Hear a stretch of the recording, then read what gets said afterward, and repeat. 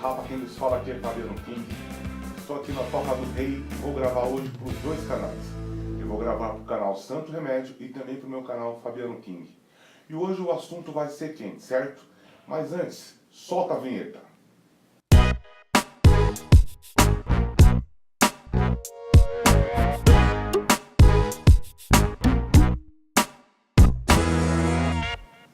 Vocês entenderam que, pela minha seriedade hoje, o assunto é muito sério. É muito sério.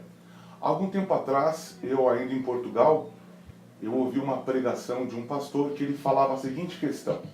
Ele falava assim: olha, vivi muitos anos no Brasil e desde que eu vivo no Brasil, eu sempre vi algo surreal. Uma prostituição fora de série, as novelas propagando, a sensualidade, algumas músicas, entre outras coisas. Passado um tempo eu perguntei para esse pastor: olha, o senhor viveu isso no Brasil e eu acho que realmente isso acontece, mas não é somente no Brasil. Eu enxergo também problemas nos Estados Unidos. E hoje, em 2017, a gente vê o que se passa nos Estados Unidos. O que aconteceu lá em Charlottesville foi algo surreal, algo fora de série. Nos Estados Unidos, a liberdade de expressão é algo simples, né? Cada um pode manifestar e falar aquilo que pensa, aquilo que quer, em qualquer momento. Só que o que aconteceu lá foi algo surreal. Manifestantes colocaram fogos em tochas e começaram a gritar palavras de ordens, ofendendo, xingando. Isso foi em Charlottesville, lá na Virgínia. Mas o que eu quero deixar claro aqui, aquele pastor mencionava sobre os problemas do Brasil.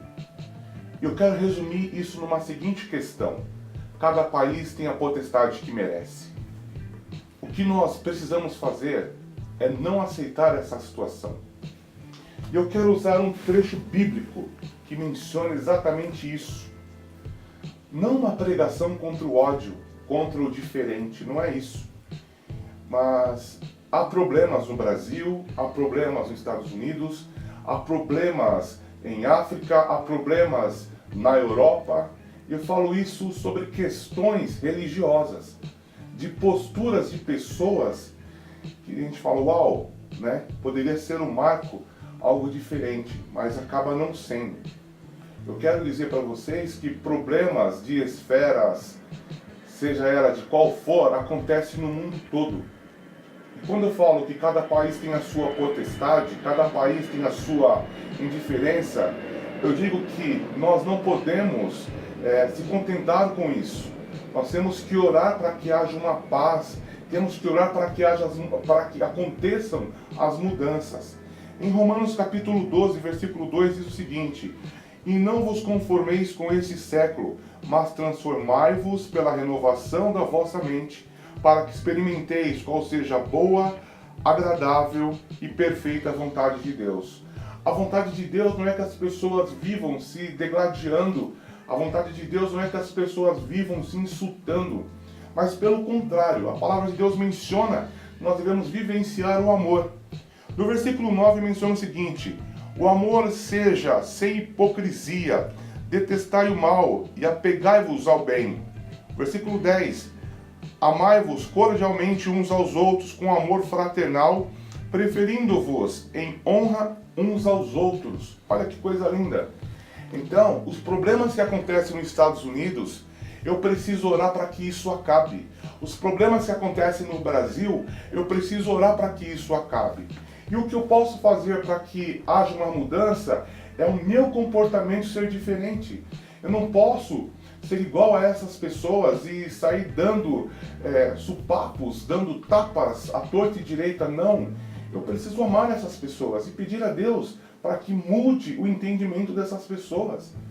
Porque não é impossível pensar diferente. Agora, eu não posso agredir a pessoa por ela pensar diferente, eu tenho que respeitar. E a pessoa também tem que dar crédito àquilo que eu acredito e respeitar também a minha vida. Eu vivencio em lugares onde há gays, há lésbicas, há japoneses, a brancos, a crentes e não crentes, a ateus. E nem por isso eu saio agredindo as pessoas. Eu respeito as pessoas e essas pessoas também me respeitam. Então, o que acontece é, eu não posso conformar com esse século. Eu não posso conformar com a violência e sair querendo bater em todo mundo. Aquele pastor que ouviu uma pregação há tempos atrás, ele mencionava apenas os problemas no Brasil como se na América do Norte fosse um paraíso. Mas infelizmente não é. Também há problemas. E olha, o que aconteceu lá, isso já aconteceu há muitos anos atrás. Essa indiferença, essa briga. E essa briga na atualidade aconteceu porque eles quiseram remover uma estátua do Robert E. Lee, que foi um dos comandantes de um período muito tribuloso ali dos Estados Unidos. E alguns queriam retirar porque não faziam mais parte do contexto. Por conta disso, voltou-se novamente ali aquela briga. E eu faço uma pergunta. Tem muitos cristãos ali que estão envolvidos falando palavrão, dando palavras de morte, palavras... Cara, isso não faz sentido. Pregue a palavra. Se você acredita na Bíblia, pregue a palavra de Deus.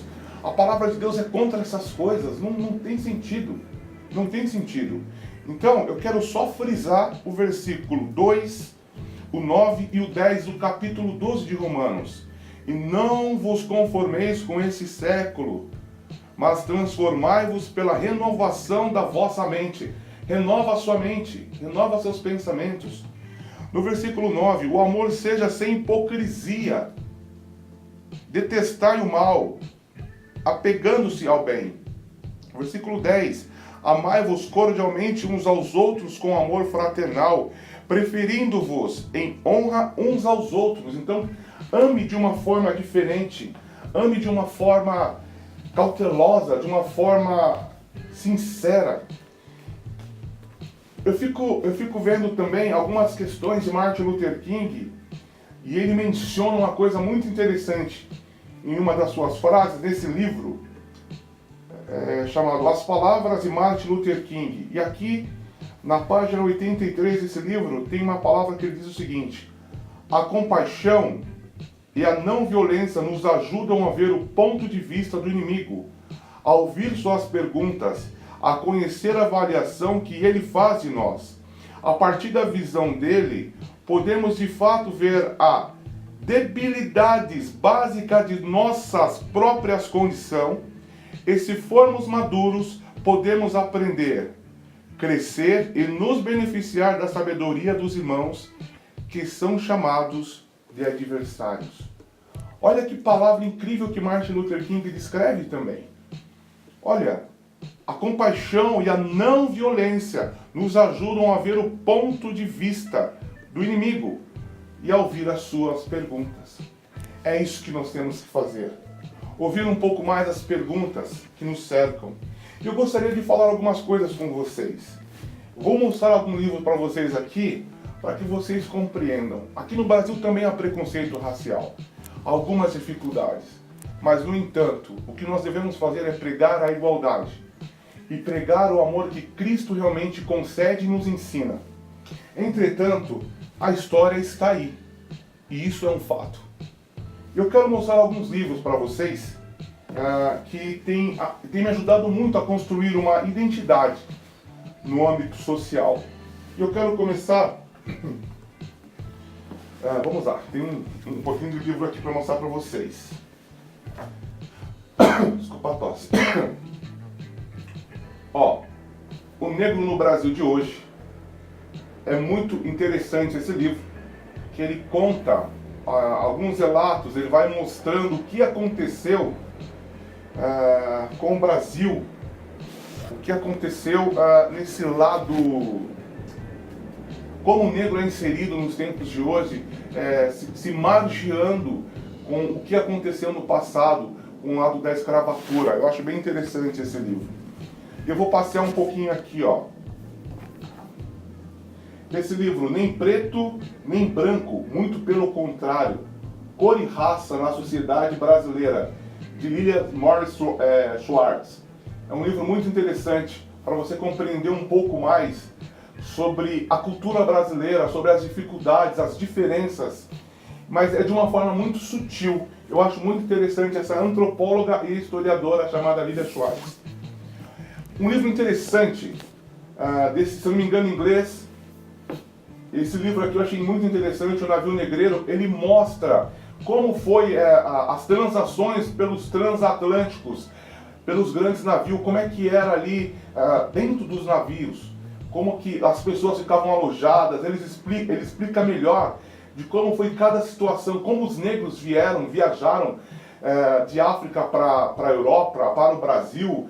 Muito interessante esse livro aqui, contando, e você vê que muitos marinheiros também morriam também ali por condições, saúde, entre outras coisas.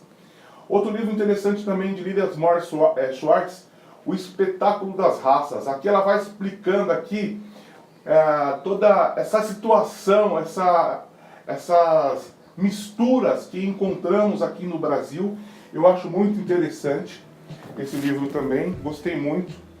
Esse Thomas em preto no branco também mostra muito, de forma muito interessante e singela. Eu acho interessante esse livro, vale a pena gastar um tempo para ler. Um enigma chamado Brasil, vale a pena também. Desculpa a tosse, gente. Esse livro aqui eu acho muito interessante, é um livro de Manolo, chamado Em Costas Negras. Esse livro vai contar para vocês aqui, ele relata como o Brasil foi construído. E ele tem relatos, por isso que ele fala aqui em Costas Negras, que os negros contribuíram imensamente na construção do Brasil. E foi em Costas Negras. Então é muito interessante esse livro, vale a pena se debruçar e ler esse livro e gastar um tempinho, porque é muito importante. Agora, uma coisa que eu quero mostrar para vocês: Cristianismo na América Latina, uma história. Esse livro aqui é muito bacana. Ele vai explicar então, com riquezas aqui de detalhes, sobre o cristianismo na América Latina. Como se deu o cristianismo aqui na América Latina. Gente, vale a pena meditar nesses livros e conhecer um pouco da nossa história. Saber realmente quem somos, saber da onde viemos, para compreender, não para ficar... Sabe, assim, eu poderia pegar esses documentos, tudo isso que eu li, essa bagagem, e jogar contra alguns pensamentos que estão por aí. Mas a minha base para a história é uma base apenas para reflexão, porque, na minha opinião, o que direciona, o que faz com que a minha vida se torne uma vida diferente é a Bíblia, é Jesus Cristo. Então eu quero deixar bem claro isso. E eu fiquei fascinado com essa mensagem do livro de Romanos, do capítulo 12, na qual o apóstolo Paulo ele menciona que eu tenho que mudar a minha mente, eu tenho que renovar, eu não posso ficar preso às coisas do passado. E para isso eu preciso ser renovado.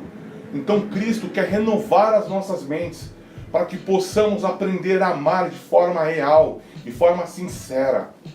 Eu quero dizer que é lindo quando nós podemos amar as diferenças e respeitar as diferenças. Faz toda a diferença quando nós aprendemos a respeitar o próximo, seja ele de qual forma for. O engraçado é que esses dias eu estava no metrô e uma reflexão de umas pessoas ali foi muito interessante. Uma pessoa olhou para mim e falou assim: "Você é crente?" Eu falei: "Eu sou crente."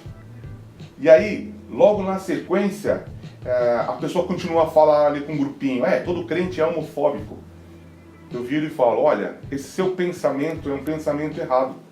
Porque se você acredita que todo crente é homofóbico, eu posso acreditar que todo branco é racista. E isto não é uma verdade. Precisamos renovar as nossas mentes. Deus quer que venhamos renovar as nossas mentes. Não importa se você é cristão ou não é cristão, a ética e o respeito têm que prevalecer em todo o tempo." Obrigado pela sua atenção, porque eu acredito que Jesus Cristo é um santo remédio na minha vida. E se você permitir, também poderá ser na sua.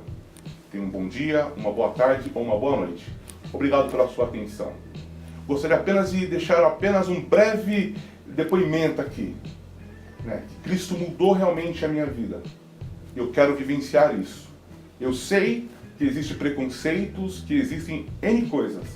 mas eu quero acreditar ainda naquilo que Deus ainda pode fazer, tá certo? Obrigado pela atenção. Se você gostou desse vídeo, compartilhe, se inscreva no canal. Teremos aí vários temas a conversar e tal, né? Eu estou fazendo esse vídeo tanto para o canal Santo Remédio, quanto para o meu canal também chamado Fabiano King. Seja bem-vindo aos meus meios de comunicação, tá certo? Deus abençoe a você. E é isso aí. Tchau, tchau, gente. Até o próximo vídeo. Fique com Deus.